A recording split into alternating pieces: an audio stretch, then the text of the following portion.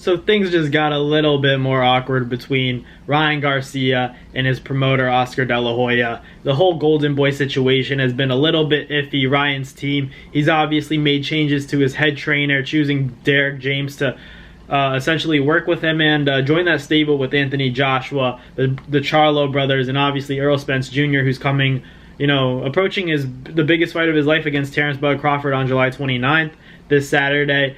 But Ryan Garcia is obviously coming off a loss, but a lot of people are saying that Oscar De La Hoya doesn't really believe in Ryan. Where was Oscar De La Hoya after the Gervonta Davis loss? Where was he? He wasn't by Ryan's side at the press conference, and a lot of people had a lot of criticism to give to him because of that. You're supposed to support your fighter, be there through thick and thin, good and bad.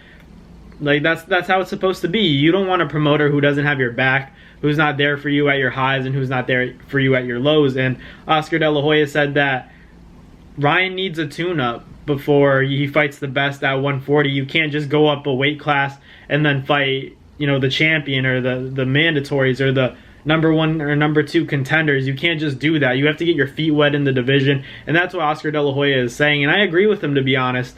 And obviously it sounds like a lot of, just from what he said, it sounds like he may not believe that Ryan can mess with the best at 140 just yet, but Ryan's shown no reason that he'll be able to compete at that level, because 140, there's so many monsters. You got Teofimo Lopez, you got Regis Prograis, you got Josh Taylor, tremendous fighters at 140. Devin Haney's going to move up to 140, it seems like, to fight Regis, so that's a big fight. But at the end of the day, we're talking about Ryan Garcia here, and I think I agree with Oscar when I say that Ryan does need a tune-up. He said it himself. Ryan has said that he needs to get some wins so that he can get that Tank rematch, because that's ultimately what he wants. He wants to avenge the loss that he received from Tank, and I understand that, and I respect it. I think he should go for it, but you have to get wins first. You have to get your feet wet at 140 pounds, and I agree. Maybe it's not going to be that exciting. You're going to hear chitter-chatter from,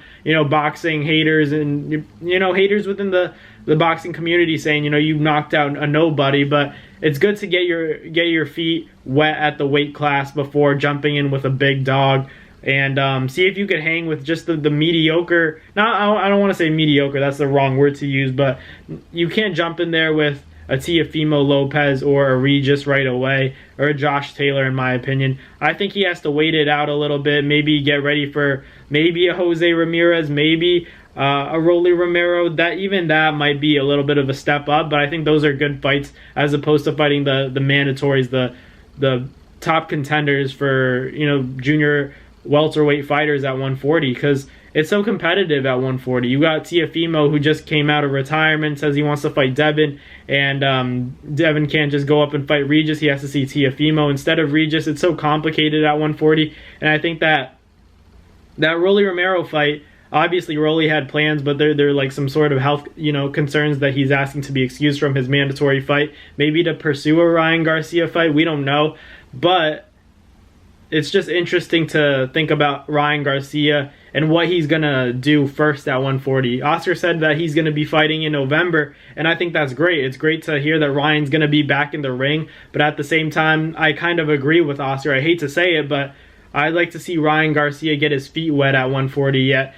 Even if he's fighting a no-name, to be honest with you, I think that it'll be good for him to adjust to the power, the speed, and the talent at 140, even though I think that the 135 pounds is probably just as talented as the 140-pound weight class, but you have to adjust to the power. We've seen Ryan hurt by people at 135, so naturally you would assume that he has to get accustomed to the weight class at 140 pounds. Obviously, not having to cut all the weight down to 140 is a lot more leeway than getting down to 136 and 135, which he's had to do in recent and more previous fights.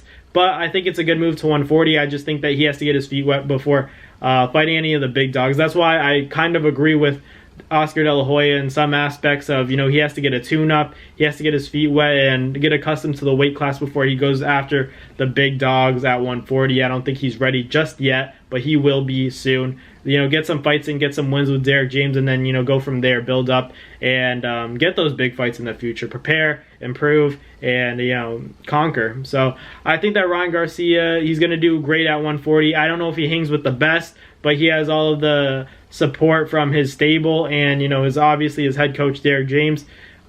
You have all the knowledge, you have all the tools. It's up to him and his willingness to be great. So we'll see what happens. Obviously, I'm a big Ryan Garcia fan. Hope he does the best. Hope the best for him. In all his endeavors in the boxing world and in his career. To be honest, because I'm a fan and I want to see him do well. But let me know in the comments what you guys think about Oscar saying that Ryan has to take a tune-up at 140. I agree. Oscar knows best because he's been there, but at the same time, it wasn't a good look to see him not be there for Ryan when he lost to Tank at the press conference. I thought that was a little iffy, but I'm still, giving Oscar the benefit of the doubt and hoping that he's wanting the best for Ryan. And I think a tune-up would be a good idea for Ryan's debut at 140. So let me know in the comments what you guys thought about this situation with Oscar and Ryan. But comment down below if you think that Ryan needs a tune-up. I personally think, yeah, after coming off a loss like that, you need a tune-up. But thank you guys for watching. Thank you guys for the constant support. Like, comment, and subscribe, and I'll catch you guys next time. Peace. That's going to do it for another NASFight Media video, guys. Thank you guys so much for watching. It's been your boy, Matt Nabong, with another video. Hope you guys enjoyed it all. Thank you guys for the constant support. Salute to y'all always. It's been your boy.